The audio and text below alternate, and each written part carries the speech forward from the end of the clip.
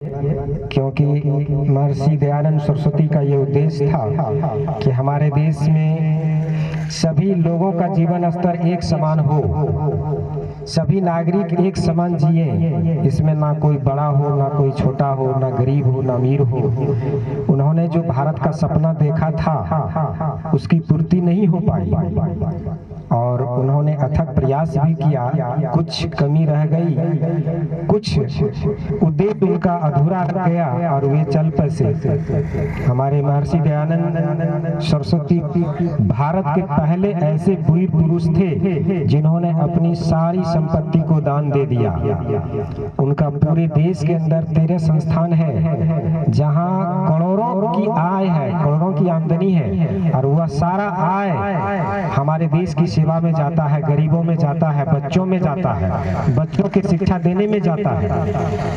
तो इनका बहुत बड़ा उद्देश्य था कि हमारे भारत के नागरिक एक समान जीवन यापन करें। इन्होंने सबसे पहले विधवा विवाह को लागू करवाया कि हमारे देश में जो कम उम्र की बच्चियां होती है, अगर उनका हस्बैंड का देहांत हो जाता है तो उनका पुनः विवाह किया जाए। और इन्होंने पहले अपनी बहन का विवाह करवा करके और उस प्रथा को तोड़ा, जो हमारे देश में सती प्रथा लागू था उसको तोड़ा और इन्होंने अपनी बहन का विवाह करा करके और सती प्रथा को समाप्त कराया। इन्होंने ही सबसे पहले भारत में ये जो छुआछूत है, जिसको हम लोग अभी कहते हैं हरिजन आदिवासी, उनसे लोग पानी नहीं पीते थे, ये ब्राह्मण जाति के थे, लेकिन इन्होंने सबसे पहले चमार की बेटी के हाथों से पानी पिया था और उस प्रथा को तोड़ा था। जानते हैं आप लोग कि उस समय कि अगर कोई नीच जाति के लोग किसी बड़े अमीर घराने के कुएं पर जाकर उसकी बाल्टी से पानी पी लेता था तो उस बाल्टी को फेंकवा दिया जाता था।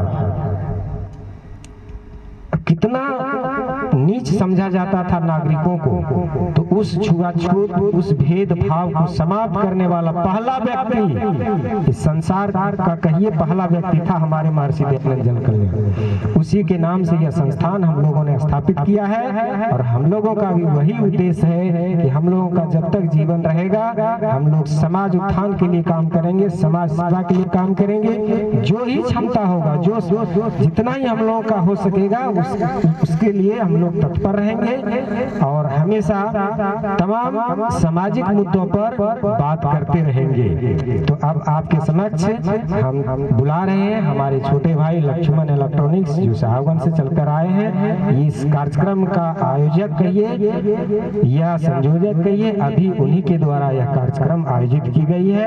हम इन्हें बहुत बहुत धन्यवाद देते हैं जिन्होंने इतना बड़ा समाज सेवा का दायित्व उठाया है। हम लोगों को सहयोग करने का भी वचन इन्होंने दिया है कि आप लोगों को हम सहयोग करते रहेंगे। तो हम इन्हें बहुत बहुत धन्यवाद देते हैं अपने संस्थान की ओर से। लक्ष्मण।